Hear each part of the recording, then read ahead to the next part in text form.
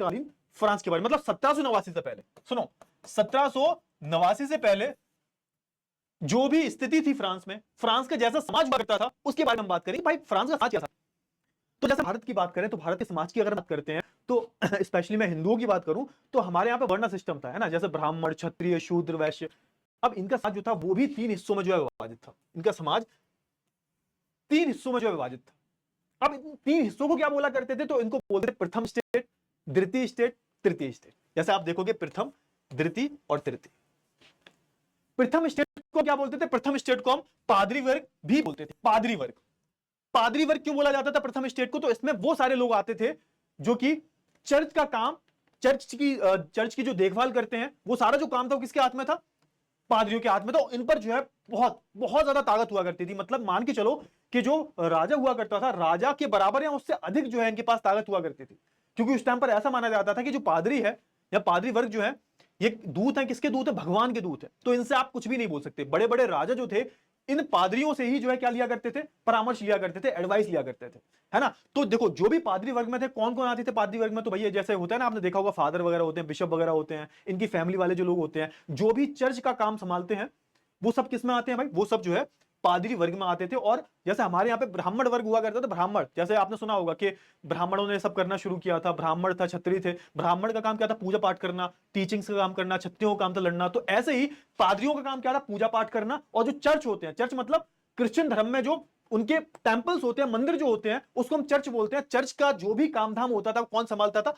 पादरी वर्ग संभाला करता था। समझ में आ गया? उस टाइम पर यूरोप की हम बात करें, यूरोप में जैसे हम लोग क्या है, जैसे इंडिया की हम बात करें, इंडिया में तो सारी धर्म के लोग रहते हैं। मुस्लिम भी हैं, हिंदू भी हैं, सिख हैं, ईसाई हैं, क्रिश्चियन भी हैं। लेकिन अगर हम यूरोप की बात करें, उस टाइम पर यूरोप की जो अधिकतर आबादी थी वो किस धर्म को मानती थी? वो क्रिश्चियन धर्म को मानती थी, ईसाई धर्म को मानती थी। तो ईसाई धर्म में जो उनके मंदिर होते हैं उन्हें चर्च बोला जाता है। उसमें जो पूजा पाठ करते हैं उन्हें पादरी बोलते हैं। तो पादरी हो गए, पादरी से संबंधित जो भी लोग हैं, जो भी चर्च का काम संभालते हैं, उनको जो है हमने किसमें डाल दिया? पादरी वर्ग में डाल दिया। और ये जो था फ्रांस का सबसे ऊंचा, या फिर यूरोप का जो है सबसे ऊंचा वर्ग हुआ करता था, पादरी वर्ग। इनकी बहुत ही इज्जत की जाती थी, है ना। ये मान के चलो ये ब्राह्मण थे उस टाइम के, है ना। यूरोप में फ्रांस के ब्राह्मण है ये, ठीक है। चलिए, और इनके पास स्वयं की जमीनें भी हुआ करती थी। बहुत सारी जमीनें हुआ करती थी। मतलब राजा जो था इनको जमीनें भेंट में दिया करता था। तो इनके पास अच्छा खासा जो है पैसा हुआ करता था, जमीनें हुआ करती थी। दूसरे वर्ग की हम बात करें, द्वितीय वर्ग की हम बात करें, द्वितीय स्टेट की हम बात करें, ये स्टेट कौन सा था? तो ये था कुलीन वर्ग। द्वितीय स्टेट बोल लो या फिर कुलीन वर्ग बोल लो। कुलीन का मतलब क्या होता है? कुलीन, कुलीन का सिंपल सा मतलब होता है जिसपे किसी चीज की कमी नहीं है, जिसपे बहुत सारा धन है। तो उस टाइम पर फ्रांस में जो आज के टाइम पर अदानी, अंबानी, है ना, ये जितने भी टाटा, बिरला वगैरह सब देखते हो ना, सब क्या है? कुलीन वर्ग के लोग हैं, एलिट क्लास के लोग हैं, जिनकी सरकार से भी बहुत अच्छी जान पहचान है। तो एक कुलीन वर्ग के ऐसे लोग हुआ करते थे। तो राजा के जो सगे संबंधी हैं, है ना, जिनसे मतलब राजा के काफी घनिष्ठ संबंध हैं, तो वो सारे जो चीजें वो किसमें आया करते थे? वो जो है कुलीन वर्ग में जो है आया करते थे। मतलब आज की हम बात करें, आज की, थोड़ा अगर समझ में नहीं आ रहा हो तो आज से समझ में आ जाएगा। आज हम लोग क्या है? हम लोग तो मिडिल क्लास के हैं। फिर थोड़ा सा नीचे और जाएंगे, बहुत सारे गरीब लोग भी आ जाएंगे, जिनको 2 वक्त का खाना भी ठीक से नसीब नहीं है। फिर थोड़ा सा आगे हम बढ़ेंगे तो आप देखोगे आपको बड़े बड़े लोग मिल जाएंगे भाई, अदानी, अंबानी, बहुत सारी जो अमीर है, 200 करोड़, 300 करोड़, 1000 करोड़, 2000 करोड़, 10,000 करोड़, ऐसी संपत्तियां हैं। तो ये सब कौन है? कुलीन वर्ग है। इनके मतलब सरकार में भी काफी अच्छी खासी जान पहचान है इनकी, है ना। हमारी तो नहीं है, लेकिन उन लोगों की काफी अच्छी खासी जान पहचान होती है भाई। अभी आप देखोगे मुकेश अंबानी के लड़के की शादी हुई है, तो उसमें नरेंद्र मोदी, है ना, उसमें अखिलेश यादव, इंडिया के जितने भी बड़े बड़े नेता सारे गए हैं। तो कितनी बड़ी, तो ये क्या हो गया? मुकेश अंबानी क्या है? मुकेश अंबानी एक कुलीन वर्ग है। समझ में आया? चलिए, तो ये समझ में आना चाहिए। तो कुलीन वर्ग में क्या होते थे? तो इसमें जो अमीर लोग हुआ करते थे, इन पे बहुत सारी संपत्तियां हुआ करती थी। राजा के जो करीबी हैं, राजा के जो रिश्तेदार हैं, जिनसे राजा की काफी घनिष्ठ संबंध है, सारे जो है वो कुलीन वर्ग में जो है आया करते थे। क्लियर हुआ? समझ में आया? जल्दी से होता फटाफट से। बहुत ही अच्छी बात है। इतने जो चीजें वो मैं बहुत ही धीरे धीरे पढ़ा रहा हूं, देखो। और आई होप आपको सारी जो चीजें हैं वो बहुत अच्छे से जो है क्लियर भी हो जाएंगी।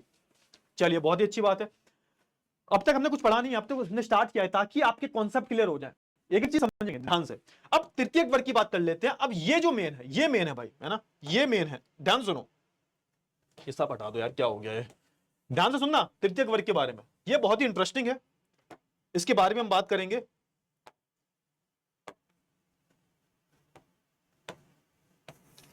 तृतीय वर्ग, तृतीय स्टेट के बारे में हम बात करें।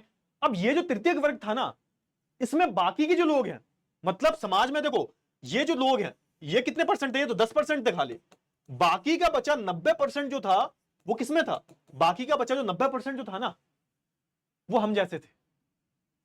हम आज की बात करें समझने के लिए ना, आज का उदाहरण ले लिया करो। आज की हम बात करें तो अमीर लोग कितने परसेंट होंगे भाई इंडिया में? अगर आप देखोगे ना 2-3% जो लोग हैं बहुत ज्यादा अमीर हैं, बाकी सब क्या है, बाकी सब या तो मध्यम वर्ग में आते हैं यानी मिडिल क्लास में आते हैं, या तो उनके या तो बहुत गरीब हैं, या फिर उनके पास इतना पैसा है कि भाई बस 2 वक्त की रोटी खा लेते हैं। तो वो सारे जो लोग हैं वो किस में आए भाई? वो सारे जो लोग हैं वो तृतीयक वर्ग में आए। मतलब जो आम आदमी है, जो गरीब लोग हैं, इसमें जो आम आदमी है, आम आदमी हो गया है ना, गरीब हो गए, ये सब किस में आते थे? ये सब जो है तृतीयक वर्ग में आते थे। अब इसमें क्या क्या था भाई? तृतीयक वर्ग में कौन कौन से लोग आते थे? तो सबसे पहले ऊपर लोगों की बात कर लेते हैं। मतलब तृतीयक वर्ग में भी सबसे अमीर कौन था? तो इसमें जैसे आप मान के चलो बड़े बड़े व्यापारी हैं, होते हैं ना आज के टाइम पर, आप देखते हो अपने लोकल में कोई थोड़ा बहुत ठीक ठाक अमीर होता है ना? क्यों? क्योंकि उसका बिजनेस होता है खुद का, है ना। अब इतना अमीर तो नहीं है कि इनके इनके संबंध जो है सीधे राजाओं के साथ हैं, मंत्रियों के साथ हैं, लेकिन हाँ फिर भी वो अमीर होते हैं, पैसे वाले होते हैं, अच्छा जीवन जी रहे होते हैं। तो जैसे इसमें कौन आ गए? बड़े व्यापारी आ गए, है ना, अदालती कर्मचारी। और इसमें कौन आते थे भाई? वकील, डॉक्टर, इंजीनियर। तो आज के टाइम पर आप देखते हो ना, डॉक्टर इंजीनियर, आपका सपना है डॉक्टर इंजीनियर बनने का, लेकिन ये मान के चलो कि आप डॉक्टर इंजीनियर बन जाओगे तब भी आप जो है इसमें नहीं आ पाओगे, कुलीन वर्ग में नहीं आ पाओगे। कुलीन वर्ग में आने के लिए आपको बहुत ज्यादा अमीर होना पड़ेगा। तो जितने भी पढ़े लिखे लोग हैं, जितने भी डॉक्टर हैं, इंजीनियर्स हैं, जितने भी व्यापारी हैं, बड़े बड़े व्यापारी हैं, वो सारे जो किसमें आते थे? वो सारे जो है तृतीय वर्ग में आया करते थे। और हम बात करें और कौन थे भाई? थोड़ा सा नीचे चलोगे, थोड़ा सा गरीबी में और चलोगे, तो यहां पे किसान और कारीगर, ये भी किसमें आते थे? किसान, कारीगर और ये सूतकार वगैरह, है ना, मोची वगैरह, ये सब किसमें आएंगे? ये भी इसी में आएंगे, तृतीय वर्ग में। उसके बाद हम बात करें सबसे निचले कौन थे भाई? सबसे निचले छोटे किसान, भूमिहीन किसान, मजदूर, नौकर। अब ये बहुत गरीब हुआ करते थे, और ये जो है अपनी सेवाएं किसको दिया करते थे? ये जो थे किसान और छोटे किसान, भूमिहीन, मजदूर, नौकर वगैरह, ये अपनी सेवाएं जो है ये द्वितीय वर्ग और प्रथम वर्ग, प्रथम वर्ग और द्वितीय वर्ग, इन दोनों को अपनी सेवा देने का काम किसका था? तो भाई इन दोनों का ही था, किसानों का, भूमिहीन मजदूरों का, नौकरों का। ये अपनी सेवाएं जो है प्रथम और द्वितीय वर्ग को जो है दिया करते थे, अपनी सर्विसेज दिया करते थे। तो अब हम थोड़ा सा रिलेट करते हैं भारत से। भारत में क्या था भाई? भारत में जो ब्राह्मण है, क्षत्रिय है, शूद्र है, वैश्य है। वैश्यों का काम क्या होता था? वो अपनी सेवाएं दिया करते थे, किसको? क्षत्रियों को, ब्राह्मणों को, वैश्यों को। तो सेवा देने का काम किसका था? सेवा देने का काम जो है तृतीय वर्ग का था। ठीक है, आई होप आपको क्लियर हो गया होगा। ये किसके बारे में बात कर रहे हैं हम? ये जो है हम फ्रांस के समाज के बारे में बात कर रहे हैं कि फ्रांस का समाज उस टाइम पर कैसा था। फ्रांस का समाज जो था वो बटा हुआ था, 3 हिस्सों में बटा हुआ था, प्रथम वर्ग, द्वितीय वर्ग, तृतीय वर्ग, है ना। अब यहां पे थोड़ा समझना, प्रॉब्लम जो है, समस्या जो है यहीं से शुरू होती है। समस्या कैसे यहीं से शुरू होती है? तो सुनो ध्यान से। अब दिक्कत क्या थी? दिक्कत ये थी, सुनो यहां से, ध्यान से सुनना। दिक्कत क्या थी भाई? दिक्कत ये थी, समस्या ही समस्या थी, जो कर यानी कि जो टैक्स देने का जो भार था वो किस पे था? टैक्स देने का सारा भार जो था वो सिर्फ और सिर्फ जो है किस पे था? वो सिर्फ और सिर्फ जो है तृतीयक स्टेट पे था, तृतीयक वर्ग पे था। प्रॉब्लम जो है यहीं से शुरू होती है। मतलब कर कौन देगा? कर जो है तृतीयक वर्ग के लोग ही देंगे। अब बताओ, इस बात का कोई भी सेंस है? 90% जो लोग हैं वो क्या है? तृतीयक वर्ग से हैं, लेकिन संपत्ति का वो सिर्फ जो है 20 से 30% कब्जा करके बैठे। बाकी सारी जो संपत्ति है, 70 से 80% जो संपत्ति है, उस पर भैया ये प्रथम और द्वितीय वर्ग के लोग कब्जा करके बैठे हैं। लेकिन टैक्स, कर सिर्फ कौन देगा? कर जो है ये सिर्फ तृतीय वर्ग के लोग ही देंगे। अब सुनो, यहां पे मैंने क्या बताया था? राजा की तिजोरी खाली हो गई है, और राजा की तिजोरी खाली हो गई है, उसको भरने के लिए टैक्स किससे लिया जाएगा? टैक्स जो है तृतीय वर्ग से ही तो लिया जाएगा।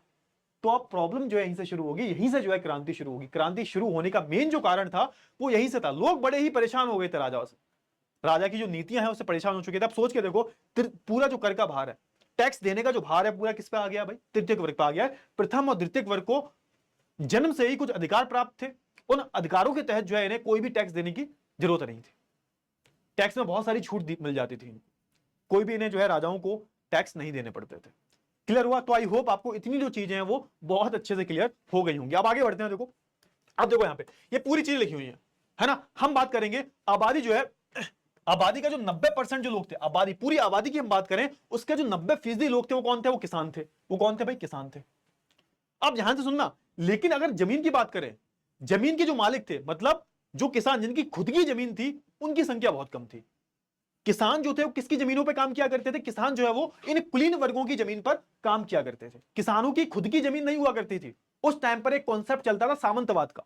तो बड़ी बड़ी जमीनें हैं, उन जमीनों पे बड़े बड़े कुलीन वर्ग के लोग हैं, बड़े बड़े जमींदार हैं, और उनकी जमीनों पर कौन काम करेगा? उनकी जमीनों पर जो है ये किसान लोग काम करेंगे, है ना। चलिए अब देखो यहां पे, अगर मान के चलो अगर जमीन जो है 100% है, तो 100% जमीन पर 60% जो जमीन है उस पर सिर्फ और सिर्फ किसका हक था? कुलीन वर्गों का हक था। सोच के देखो जरा, मतलब अगर मैं पूरी फ्रांस की जमीन ले लूं तो उस पर 60% जो जमीन है ना, उस पर कुलीन वर्ग और चर्च, और जो तीसरे वर्ग से आते हैं जो अमीर लोग, तीसरे वर्ग से मैंने बताया ना, तीसरे वर्ग में जो सबसे ऊपर लोग हैं, व्यापारी लोग हैं, ये इस पर कंट्रोल करते थे। सोच के देखो 60% जमीन पर कुलीन वर्ग के लोग हैं, चर्च के कंट्रोल में हैं, और जो थोड़े बहुत अमीर लोग हैं इनके अधिकार में थी। बाकी के आप देखोगे बाकी का 40% जो था उस पर जो बाकी के जो गरीब किसान है वो काम किया करते थे। तो मतलब एक सोच रहे हो ना आप, आधे से भी ज्यादा जो हिस्सा वो किसके हाथ में? आधे से भी ज्यादा हिस्सा जो है वो कुलीन वर्गों, चर्च के हाथ में, है ना। अब देखो यहां पे